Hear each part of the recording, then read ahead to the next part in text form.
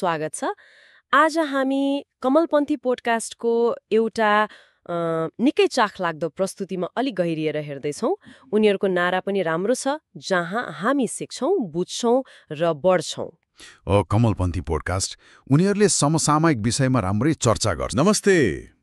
आज हामी भारत पाकिस्तान बीच भर्खरै भएको मतलब मे 10, 2025 को युद्ध विराम सम्झौताबारे अलि गहिरिएर कुरा गर्दैछौँ। हो, यो जानकारी चाहिँ हामीले विभिन्न समाचार रिपोर्टहरूबाट लिएका हौं। हाम्रो उद्देश्य के हो भने यो पछिल्लो तनाव कसरी चर्क्यो अनि यसलाई मत्थर पार्न अमेरिकी प्रयास कस्तो रह्यो र अहिले शान्तिको अवस्था कतिको भरपर्दो छ त यो बुझ्ने प्रयास गरौँ। कहाँबाट सुरु गरौँ भन्दा अप्रिलमा त्यो पहलगाममा भएको आक्रमण हैन? हो, एकदमै दुःखद घटना। 26 जना भारतीय पर्यटकको ज्यान गयो त्यहाँ। अनि भारतले सिधै यसको दोष पाकिस्तानमा रहेका आतंकवादी समूहलाई लगायो। र त्यसपछि त तुरुन्तै कडा प्रतिक्रिया आयो भारतबाट। उनीहरूले अपरेसन सिन्धुर सुरु गरे। जस अन्तर्गत पाकिस्तान प्रशासित कश्मीर र पन्जाबका केही ठाउँमा मिसाइल हानियो। भारतको दाबी त त्यहाँ आतंकवादी शिविरहरू थिए भन्ने छ। तर पाकिस्तानले यसलाई कसरी लियो? उनीहरूले यसलाई एकतर्फी र अनावश्यक आक्रमण भनेर तुरन्तै जवाफ फर्काए, अपरेसन बुनियान उल मर्सुस नाम दिएर। उनीहरूले पनि सैन्य ठेगानाहरूलाई नै निशाना बनाए। हो, भारतीय सैन्य स्थानहरूलाई। अनि यो भिडन्त मतलब अलिक गम्भीर नै थियो पहिले भन्दा। किनभने यसपालि त मिसाइल र ड्रोनहरू पनि दुवैतिरबाट व्यापक प्रयोग भयो नि है। एकदम। यो सामान्य सीमा झडप जस्तो मात्रै थिएन, अलि ठुलै स्तरको थियो। अनि कुरा यतिमै सीमित रहेन हैन त? भारतले अर्को एउटा ठूलो कदम चाल्यो। त्यो सिन्धु जल सन्धिको कुरा 1960 को सन्धि नै निलम्बन गरिदियो भारतले। त्यो त पाकिस्तानको लागि एकदमै संवेदनशील विषय हो नि, पानीको कुरा। हो त नि, जीवन रेखा जस्तै हो त्यो सन्धि उनीहरूको लागि।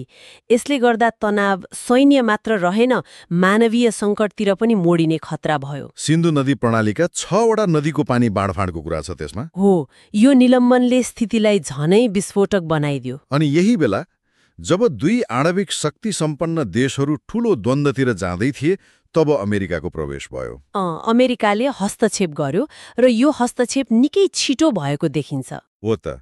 अमेरिकी राष्ट्रपति डोनाल्ड ट्रम्प अनि उपराष्ट्रपति जेडी वान्स र विदेश मन्त्री मार्को रुबियो, उहाँहरूको पुरै टोली लाग्यो।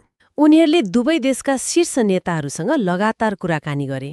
खबरहरूमा आएअनुसार त जम्मा 48 घण्टा मात्रै लाग्यो रे हैन? एकदमै सघन कूटनीतिक प्रयास। हो, एकदमै छिटो। अनि मे 10 तारिखमा युद्धविरामको सहमति बन्यो। राष्ट्रपति ट्रम्पले त बधाई पनि दिनुभयो दुवै देशलाई, सामान्य बुद्धि र महान बुद्धिमत्ताको प्रयोग भन्दै। यो अमेरिकी हस्तक्षेपलाई कसरी हेर्ने?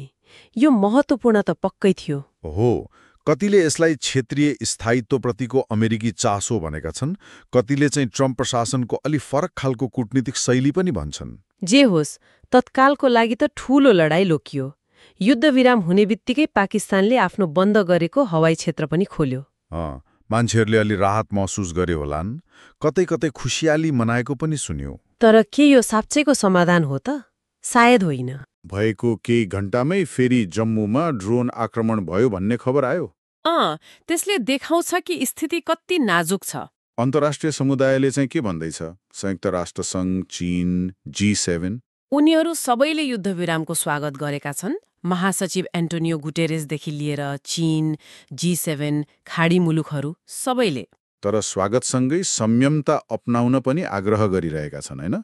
एकदम आग्रह त गरिरहेका छन्, तर मुख्य समस्याहरू त जस्ताको तस्तै छन् नि। जस्तै? सबैभन्दा ठूलो त त्यही सिन्धु जलसन्धिको निलम्बनै भयो। त्यो त अझै फुकुवा भएकै छैन। हो र, त्यो अझै निलम्बित नै छ। अनि पाकिस्तानले त खुलस्त भनेको छ यदि पानी रोकियो भने त्यसलाई युद्ध निम्त्याउने कदम मान्छौं भनेर। ओहो, त्यो त निकै गम्भीर चेतावनी भयो। हो नि। अनि अर्कोतिर दुवै देशका सेनाहरू अझै पनि हाई अलर्टमा छन्। सीमामा तैनाती कम भएको छैन। भनेपछि युद्धविराम भए पनि जमिनमा अवस्था उस्तै तनावपूर्ण छ। प्रत्यक्ष वार्ताको केही सङ्केत छ कि? अहिलेसम्म त्यस्तो केही ठोस कुरा बाहिर आएको छैन। कूटनीतिक च्यानलहरू त खुला होलान्, तर उच्च स्तरीय राजनैतिक वार्ता सुरु भएको देखिँदैन। यसले के देखाउँछ भने त्यो अमेरिकी मध्यस्थताले तत्कालको रक्तपात त रोक्यो होला। तर जुन गहिरो मुद्दाहरू छन्, खास गरी त्यो पानीको विवाद अनि कश्मीरको लामो समस्या, ती त जहाँको त्यही छन्। मतलब यो शान्ति एकदमै पातलो धागोमा अडिएको जस्तो भयो होइन? एकदमै नाजुक अवस्थामा छ।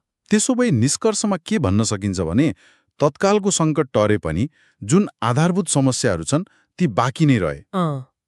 यसले एउटा महत्त्वपूर्ण प्रश्नतिर सोच्न बाध्य बनाउँछ।